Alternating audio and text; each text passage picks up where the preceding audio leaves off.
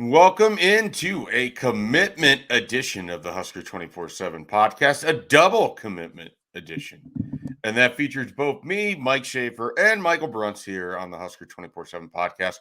Nebraska picks up commitments from Dae'vonn Hall, Isaiah McMorris during their official visit to Lincoln. The Huskers now have 3 committed Thunderbirds in their class. And Bruntz, they added a pair of intriguing local wide receivers. Let's start with what it means just for the class at large before we dive into what it means really for Nebraska's wide receiver room. Well, you talked to both of these guys. You talked to them before they announced their commitment. What did you learn from Isaiah McMorris and Dae'vonn Hall as to why Nebraska is the right fit for them? Yeah, they both said it's home. That was the thing that they both told me was they felt comfortable there. Obviously having their high school quarterback, Daniel Kalen, going to Nebraska, that's another, I think, attractive piece of it too. But I think Matt Rule and his staff did a nice job with those two of really kind of stressing relationships. I know it, especially Isaiah McMorris, I think too. He got a chance to go down and work out in June with I'm blanking with the coaching staff. And with Garrett McGuire especially, and he got an idea, I think, of how he'd be coached in college, and I think that really kind of solidified things for him. I think we can get into this too, but I think you do have to give a lot of credit to McGuire for the job that he did recruiting these two, especially McMorris. He told me he talks to the coaches every day down there, and they were really kind of all over him about being part of this class. And it's kind of interesting, for the last few years, there's been hand wringing, and rightfully so, about in-state recruiting. But I believe now, what is it? 3 out of the top 4 top-ranked recruits in the state of Nebraska are currently committed. And Carter Nelson, obviously the big fish out there, is on an official visit this weekend. So Matt Rule and his staff are really doing a nice job recruiting in-state prospects. Yeah, I think getting both of these guys is a nice addition to that wide receiver room. And I think it's good for Garrett McGuire. I think he's done a nice job, certainly with Isaiah McMorris, recruiting him. And as you said, he had that camp. And I remember being there watching him. He was working out with Stone Saunders when they had him in throwing. And so you could just tell that they enjoyed getting Isaiah McMorris in for that camp, getting their eyes on him. I mean, it's very obvious, Bruntz, more so than I think I realized, how much the staff likes having those guys come in and work out and being able to kind of show them, like, this is what it's going to be like if you play here. This is what it's going to sound like. This is what you're going to be asked to do. And so I think that went over really well for McMorris. Dae'vonn Hall's recruitment is obviously fascinating. Lots of twists and turns and a bit of a roller coaster. It's hard for people to remember, though. This is a guy that got an offer from Iowa pretty much before he even was playing varsity football. I mean, he was a standout immediately to the Iowa staff, and they offered him, and then Nebraska followed it up. And this is a guy, like a month into his high school life, already has college offers to Nebraska and Iowa and everything else. So he's had, a really unique setup to get to the point where we are now. And there's been some real twists and turns, but obviously he patched things up with Nebraska. They told him they were going to go in a different direction at one point, and then I think they reopened the doors after hearing a little bit more from Coach Huffman and from Hall himself about why he really wants Nebraska to kind of reconsider. And so I think this is a situation where Nebraska I think did the right thing here. I mean, they're getting a talented wide receiver. Bruntz, I compared Dae'vonn Hall to Quincy Enunwa in the sense that Hall he plays bigger than his 6'1" frame would allow. He is a really well-built guy. I mean, I don't know how much people have seen him up close. He's sculpted. He's bigger than I think the 180 we have him listed at. And when I watch him play, he's got the ability to go up and fight for the ball, a lot like Quincy Enunwa, who played like he was 6'3", but was really a 6'1" wide receiver right around 200 pounds. I think both of those guys have a similar mannerism about them. How far off base am I with this random comparison? No, I mean, he's always been, I mean, even back when he was a freshman, he didn't look like a freshman. Yeah, he's just put together really well. And I'm curious to see with him, what a college weight program can do for him. Because I mean, he is sculpted, but at the same time, like he has a frame that you can still add weight to. And that was the Yep. thing with Quincy, I think, was as he kind of went along in his Nebraska career, um, he got bigger, but he didn't lose any of the speed. Like Right. I think that was, he played like a big physical wide receiver. It's interesting. I mean, you look at production for these guys. I mean, McMorris had 90 some catches. Hall had what a air quotes down year and still almost had 1,000 yards Yep. receiving and over 60 catches. So these guys are extremely productive. They play in an offense that requires a lot of receivers and skill position players. And Michael Huffman at Bellevue West, I think, as much as he understands that having D1 talent is a good problem to have, he doesn't treat those guys any differently with what he expects of them. And so I think kind of coming up to that program helps both of those guys too. But yeah, I mean, they're kind of different wide receivers, but just extremely productive, which I think you can kind of bank on that a little bit more. That if a guy's been productive at the high school level, there's a decent chance that you can kind of continue that on into college too.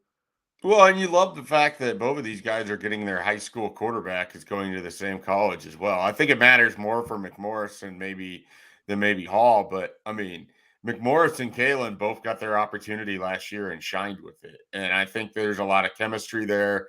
Watching them yesterday at the 7-on-7, and it's 7-on-7, and they were playing Gretna East, which has been a program for all of a month. So I don't want to make this too much. But one of the things that's nice about Kalen is that you could see pre-snap, he would look at his matchups and they just kind of knew, like, all right, Hall's going to drift a couple steps here. I'm going to throw it to the back corner. He's going to be there when the ball arrives. Boom, done.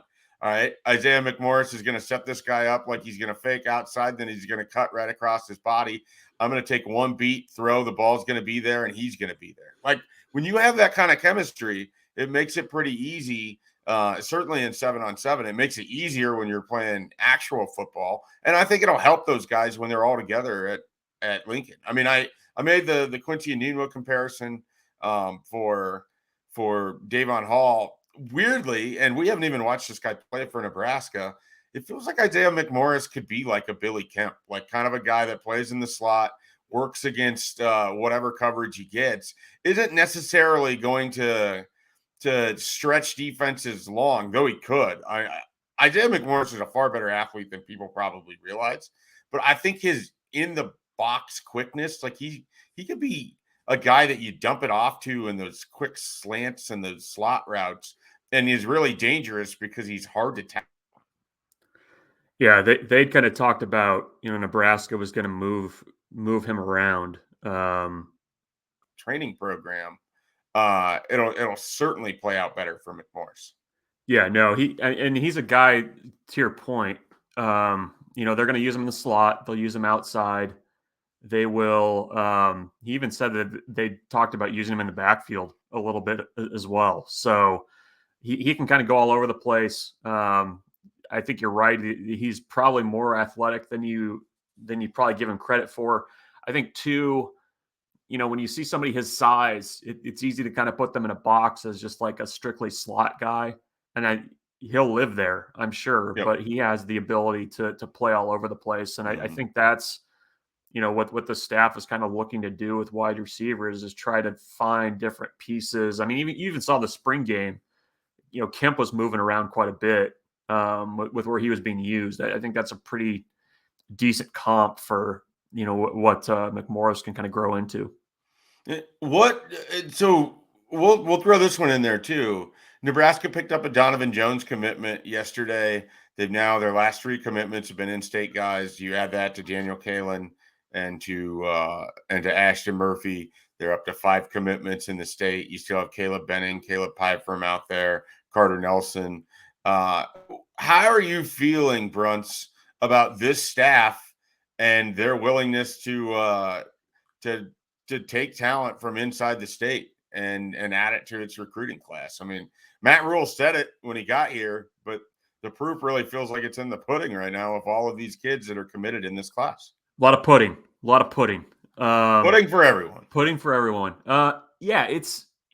I think what has impressed me is their willingness to really give hard evaluations for in-state kids, because I think even last year's class too, when they came in, I mean they found guys that were not being recruited by the previous staff inside the borders, and I'm the one that I'm a little Michael Burt, I was a little surprised they didn't offer sooner. That was one that maybe with an early offer that turns out different, but they've done a good job, I think, and especially while playing catch up and having to build relationships and evaluate on old film of seeing what guys can do. And Donovan Jones is a good example too. I mean, he comes to camp. He had the Wyoming offer, but he performs well. They offer him, and they wrap things up. I think we've seen with this staff, and it's not just in-state kids, but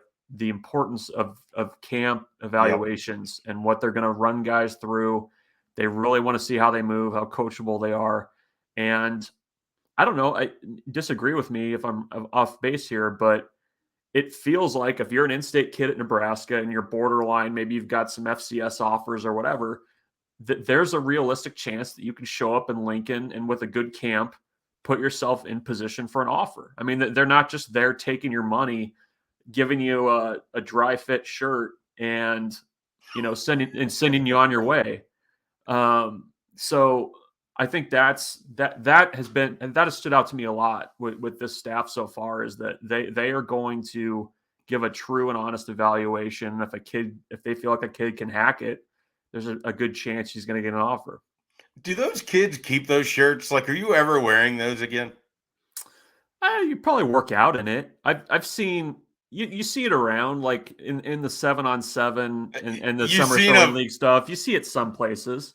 You've seen a Friday Night Lights shirt circa 2019 just hanging out there somewhere? Yeah. Yep. You're probably working a summer job mowing lawns or something like that, and you've got the 2019, 343 across the chest or something like that. Let me ask you this. Sorry, you were gonna hit me with a joke first. Go ahead. Yeah, thank you. I appreciate that. I'm just saying, for any of our listeners, if you see a Friday Night Lights camp shirt out in the wild and you get a picture of it, I don't know what the prize is going to be, but I will send you something cool. I will make it worth your while. I don't really believe anyone wears those after the camp. And this can't just be your kid participated in it and you take a picture of it sitting in the dresser. I need someone wearing this thing out in the wild. So if you can make that happen, if you tweet this at me or you tweet it at Bruntz or at Nebraska 24/7, I will get you taken care of. This is a promise. Dae'vonn Hall was actually wearing an old Friday Night Lights camp shirt when I talked to him the other day.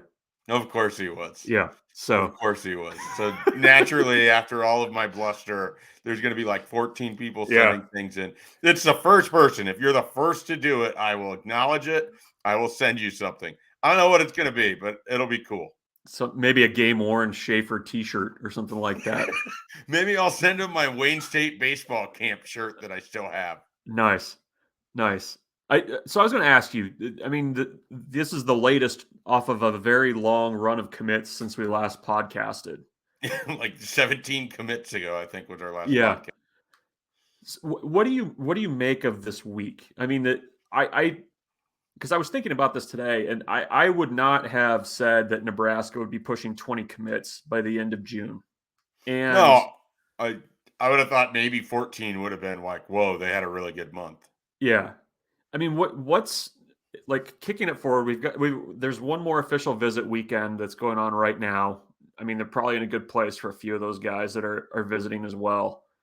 But I guess what does the rest of this recruiting cycle look like beyond this stretch of commits? I mean, once they get into the fall, how many guys are they taking? Who are they evaluating? Like, what do you see the next, I guess, 6 months till signing day looking like?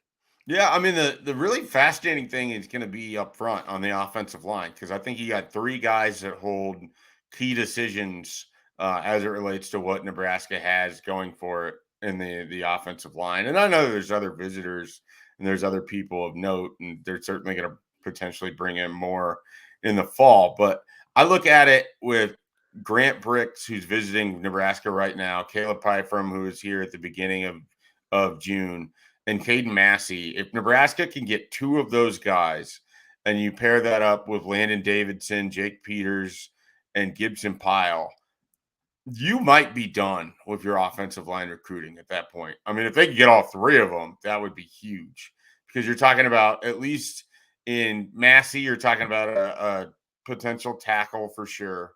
In Caleb Pyfrom, you're talking he wants to play right tackle. I think Nebraska's good with that as well. And Grant Bricks, I think, is going to be a tackle more than he is an interior guy. But with him and Pyfrom, I think they have the ability to play either spot. So I think if you're able to add those guys, that really kind of solidifies what you're trying to do on the offensive line. At wide receiver, it feels like Nebraska's pretty close to being done. You got Quinn Clark here this weekend. I think things could end there. And then Ja'Cory Barney is someone to keep an eye on as well. We'll see what happens with him at Miami. Defensive back, they've taken like 74 players, so I think they're close to finished with what they're trying to do in the secondary, but they still have some interesting people out there. So we'll see what that looks like. The spot, Bruntz, that I just don't know what it's going to look like exactly is defensive line. I don't think they have to take many of them because they had quite a few in their last class, but Carlin Jones is the only official visitor they've had so far. That's something that they're probably going to have to go and find. They might even end up with a senior film guy by the time this is all said and done. But the defensive line remains sort of the spot for me where it's like, okay, everything else seems to be moving along, but what are they doing here? Even the edge position, I think they have some different players that they're looking at perhaps in the fall. Or, a guy like Joseph Anderson. It feels like it's been 7 months since that June 2nd official visit, but there's still some guys there, and Joseph Anderson, Caleb Pyfrom, Amari Sanders, Ja'Cory Barney, that could end up in this class that you don't want to write off either. But I really look at the defensive line as kind of the next sort of pivotal, okay, what's happening here? Running back, I'd like to see what's going on there too. But, pretty quickly, this class is filling up. I think maybe you end up with like 22, 23 high school kids, and then you're adding from the portal potentially when we get to next December. But they're going to take as many as they can because I think there's still some question marks about guys on the roster. And so they're probably looking at it that there's going to be a handful of people who realize Matt Rule football isn't for me when they get into the fall. What position, as we stand right now on June 23rd, do you feel like Nebraska's really done a nice job recruiting? Well, quarterback would be the safest, most obvious answer. They went after two guys, and they got one of the two guys, and both of the two guys were in the Elite 11. So that went pretty well for them. If you remove that, I don't know. So a wide receiver, I love seeing McMorris and Hall because I think those guys have big upside. But I want to see kind of what happens next. If you're adding a Ja'Cory Barney, it looks different than if you're adding a Quinn Clark or, whatever to that picture. So I'm curious there. I really think that people are going to be happy with what they did with their offensive line. I know Landon Davidson and Peters are a little bit deeper cuts, but I think they really like both of those guys. And I think, they saw it at camp. Like they brought them in here for a reason. And so, I would say wide receiver, quarterback, offensive line, I probably feel the best about at the moment. But even with all the numbers they have, because they're up to 17 commits, there's still enough questions that you kind of want to see how everything gets filled in before there's one spot that I feel definitively great about, probably beyond Daniel Kalen in the quarterback position. How big was that Kalen commitment? I mean, it just that was kind of the ball Catalyst. It got everything rolling. It certainly helped, with McMorris and Hall. I think if Nebraska ends up with Carter Nelson, you can draw a line to Daniel Kalen being in this class because if Nebraska doesn't have that, I think it's harder. I mean, their relationship is pretty strong. For Carter Nelson to drive from Ainsworth to go hang out at the College World Series 2 days before the official visit. They wanted to get some family together too and interact there.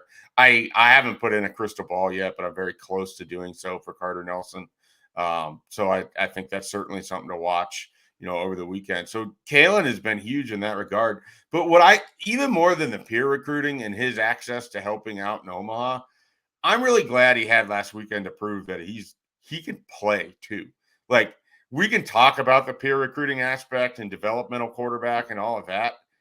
That dude can play, and I'm excited about it. I'm going to spend, time at Bellevue West games this year, and certainly trying to watch what I can film wise with them. But every time I watch him, I see something different in his game, and I am continually impressed by sort of how he's built himself into what he is right now. And I'm really intrigued because I think he's the kind of guy that really fits for a Matt Rule system. When you're talking play action, you're talking about a smart, cerebral quarterback.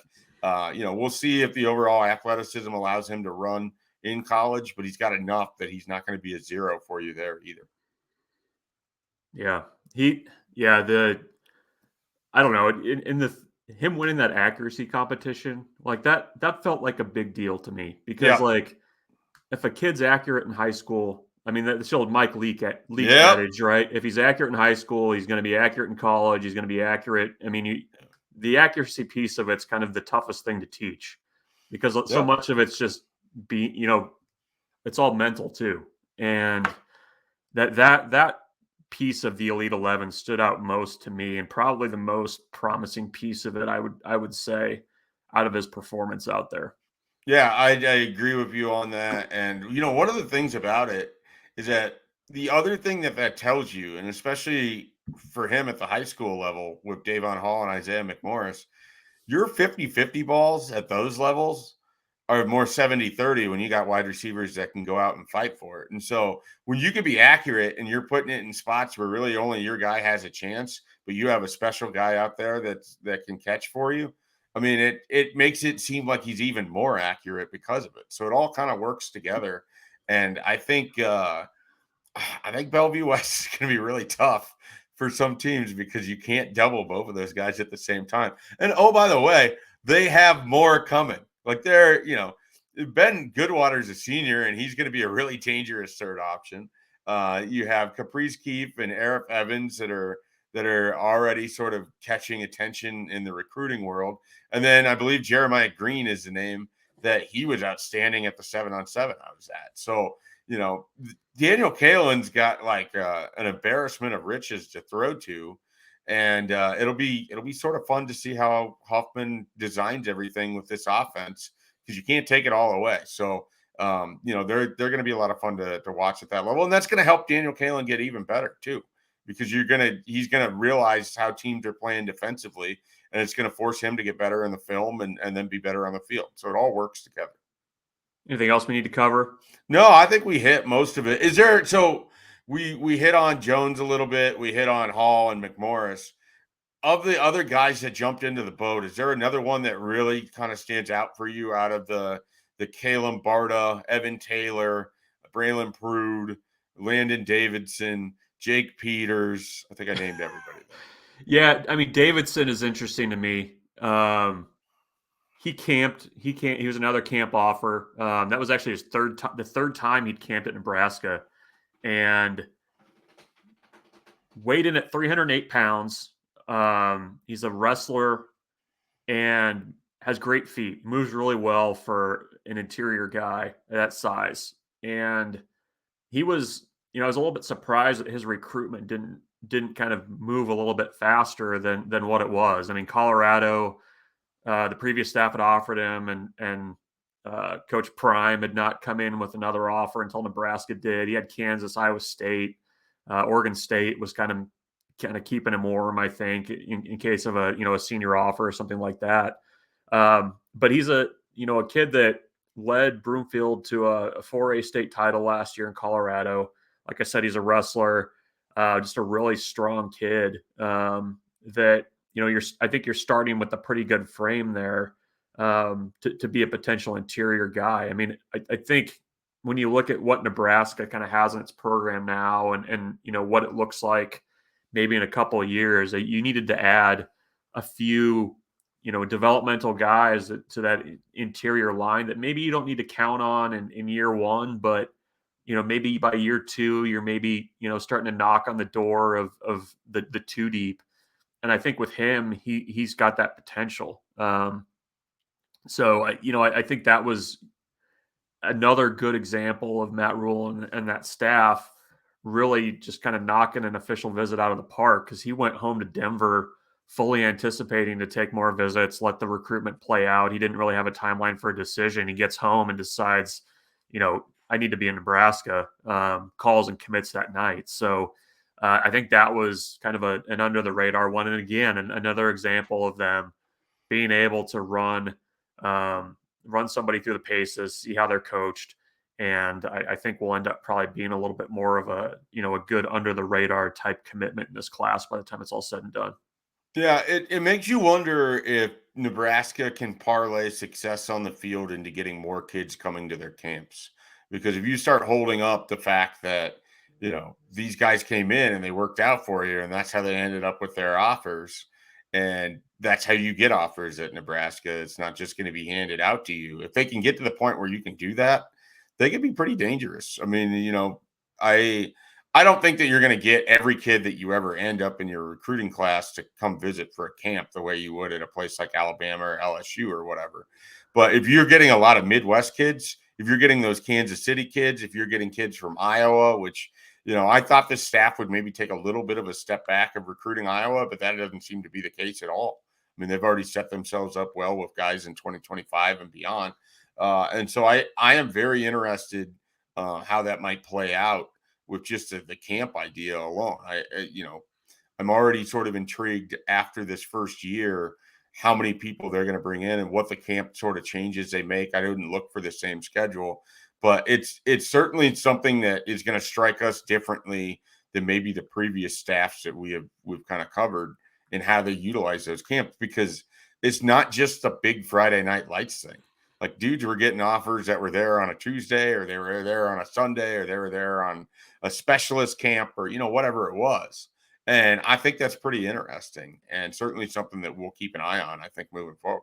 Yeah, it's a little bit of like it's almost kind of the way that camps were in like 2010, 2011, where like Pre-us. Yeah, I mean, or like right at the beginning. I mean, you would get like a Tanner Farmer showing up and working out and getting that time with a coach. And I think Nebraska got away from that a little bit with the Friday Night Lights stuff and the focus there, which is great for buzz. But I think this is probably a little bit more effective in actually finding guys that you can actually add to your roster. All right. Anything you want to add here before we depart? I think that's it for now. Another busy weekend of official visits. So the dead period is almost here, and we'll keep grinding away at Husker 24/7. All right. For Michael Bruntz and Mike Schaefer, you heard him. We'll keep it going at Husker 24/7. Be sure to stop by Husker247.com this weekend. Plenty of coverage coming for big visit weekend. We got a visit preview going up on the site here Friday morning. And, of course, more coverage throughout the weekend and throughout the week. The dead period only means the recruits can't be on campus and the coaches can't be seeing them off campus. It ain't going to be dead at Husker 24/7. We'll have plenty of coverage for you throughout the summer. So be sure to check out that. We'll catch you next time with another Husker 24/7 podcast.